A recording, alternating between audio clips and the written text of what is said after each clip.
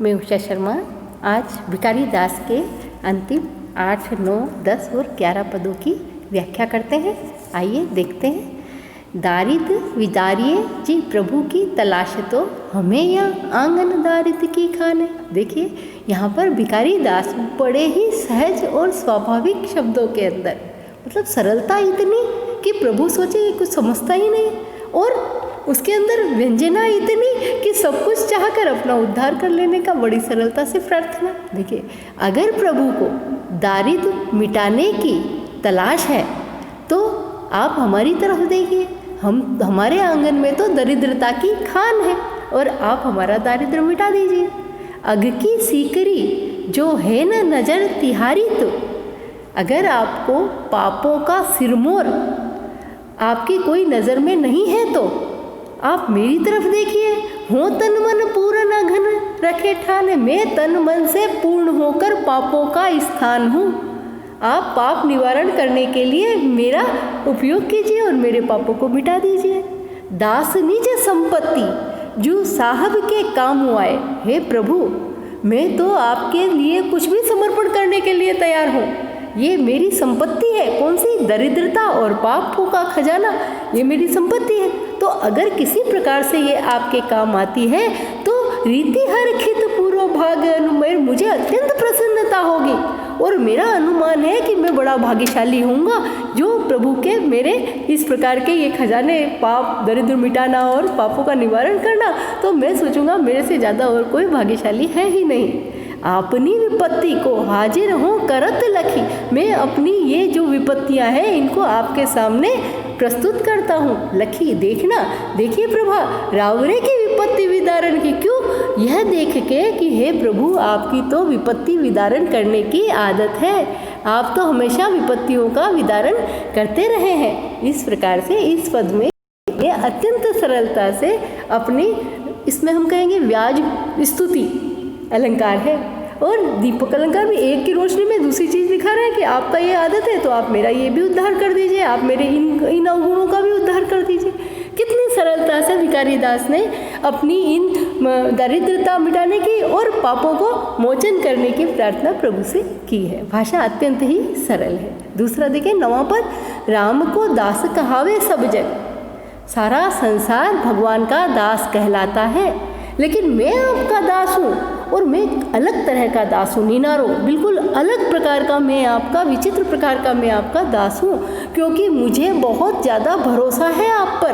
क्योंकि सब ऊपर वे मनोरथ सिद्धि हयारो, क्योंकि आप सबके ऊपर जाकर सब मनुष्य की मनोरथ की सिद्धि करते हैं, इसलिए मुझे आप पर बहुत ज़्यादा भरोसा है। राम अदेवन के कछु भले भले, हे प्रभु आप अदेवन यानी जो देवता नहीं है उनके लिए भी आप कुछ करते हैं। भयो है देवन को रखवाला, ये तो मैं जानता हूँ कि देवताओं के आप रखवाले हैं, लेकिन जो देव नहीं हैं उनके लिए भी आप कुछ तो करते ही हैं। दारिद्र घाली जो दीनन पाली जो, राम को नाम है काम तिहारो, दरिद्रों को मिटा देना और दीनों को पालना, यही आपका काम है, इसीलिए आपका राम नाम है। आपका जो राम नाम है वो इसीलिए है कि आप दरिद्रता को मिटाते हैं और दीनों को उद्धार करते हैं, दीन दुखी जो है उनके दुखों को दूर करते हैं, इसीलिए आपका राम नाम है। यानी विचित्रता से अपनी बात को कहना, व्यक्ति जो व्याज स्तुति के द्वारा अपनी बात को उन्होंने इस पद के अंदर कहा है।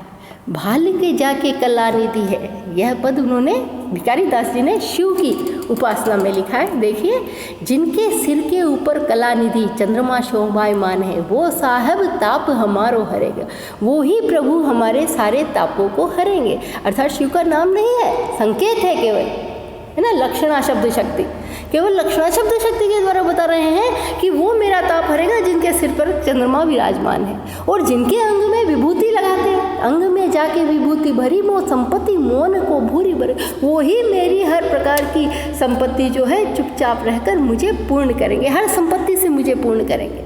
घातक है जो मन भावक को, मन पातक वाही के जार जरेगो, जो मन भवक को, है ना, जो मन के अंदर किसी भी प्रकार का विचार गलत आ जाता है तो वो जिसका घातक है वही मेरे मन पापों को अपने आप जला देगा। दास जो शीस पे गंग धरे रहे, मैं उसका दास हूँ जिसने अपने सिर पर गंगा को धारण कर रखा है, ताकि कृपा कहो कौन तरोगे। उसकी कृपा जिस पर हो जाए तो बताओ कौन नहीं तरेगा। यहाँ प्रश्नवाचक अंत के अंदर कहो कौन तरेगा, कौन ऐसा है जो उसकी कृपा होने पर भी उद्धार नहीं होगा, इस भवसागर से तिर नहीं जाएगा, इस भवसागर से पार नहीं हो जाएगा, है ना। तो यहाँ पर भी शंकर भगवान की शिव की उपासना के अंदर ये पद लिखा है और कवि ने अपने उद्धार की ही प्रार्थना की। अगला जो देखिए, संसार के माया जाल के लिए उन्होंने अगले पद को लिखा है।